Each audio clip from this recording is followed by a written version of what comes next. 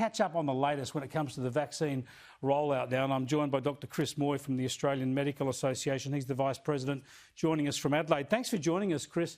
First up, just want to get your thoughts on these comments from Daniel Andrews saying that lockdowns are a possibility, and certainly in his state, until at least 90% of the population are vaccinated. Do you see that as a reasonable prospect? Well, I think the issue, and I think I've explained this to you in the past, at the moment, we can't overpromise on the vaccines.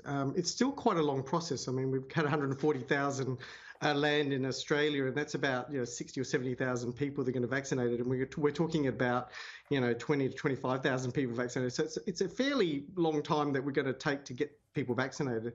And as you recall, one of the things about the vaccines at the moment is that the main evidence for them is they stop severe disease, stop people getting up in hospital and dying.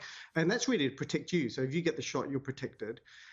The evidence for transmission, the issue that, whether you can still catch it and pass it on, is still, very early at the moment.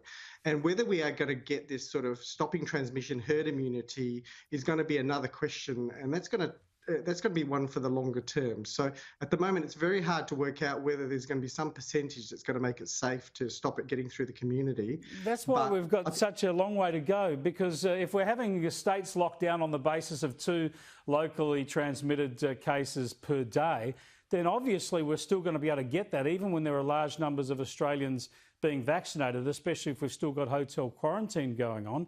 So we could, unless the Premier's come up with a threshold, we could be facing these sorts of rushed lockdowns forever and a day. Well, I think that the reality is that, the COVID is going to remain a threat. Firstly, stopping, in terms of people getting severe disease and dying. And really, I think the ones we really got to be talking about is those, in aged care facilities or who have severe illnesses, and also the frontline staff, of course. So really, our first job is to get those infected, protect that first line, and then start working backwards through the community to get more and more protected as we go along, and just get them into play as fast as we can.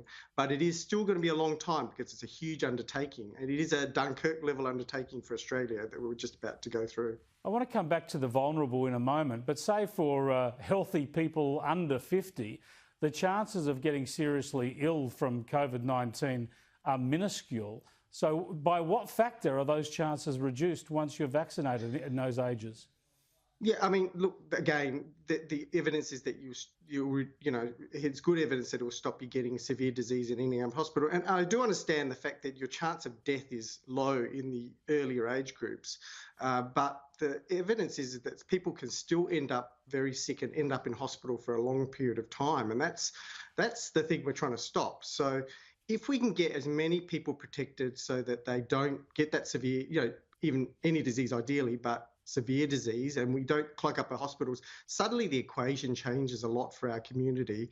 And, the bottom line is, we can have at least a relative measure of relief in terms of, my situation with my parents, my wife, my kids, that they're not going to end up in hospital and be the unlucky ones to get really severe disease and unfortunately dying. Well, absolutely. You mentioned parents, and this is my next question about the rollout of the vaccines. I noticed in the states today, New South Wales and Queensland, they're talking about frontline workers getting the vaccine first. Now, we all respect and admire what frontline workers are doing, but unless they're elderly, sure, their risk of exposure is much higher, but their risk from the disease is not as extreme as those people in aged care. Wouldn't the top priority in this country be vaccinating everybody in aged care? Oh, they're very much in the same category at the moment, and it really is not just even in aged care, it's the elderly residents there, which are the ones who are the highest risk at the moment, and they are in that category 1A. But I think, having said that, there are frontline staff, and we look to the hotel quarantine staff, which are the ones we'd like to protect as well first up, because they're obviously at the highest risk of catching COVID at this moment in time. So I think those and the aged care are going to be the ones, and certainly some frontline healthcare staff as well, because they may have to respond to the individuals who get sick as well. So it makes sense. And 1A it does seem extremely appropriate. It is those most likely to get really severely sick and dying, and those who are most likely to catch the infection. So it's a relatively small group, and that makes sense. Thanks for joining us, Chris. I appreciate it. It's a pleasure.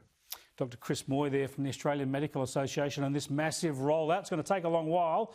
A couple of different vaccines in the mix, but the Pfizer vaccine jabbing will start on Monday, so that's good news for Australia.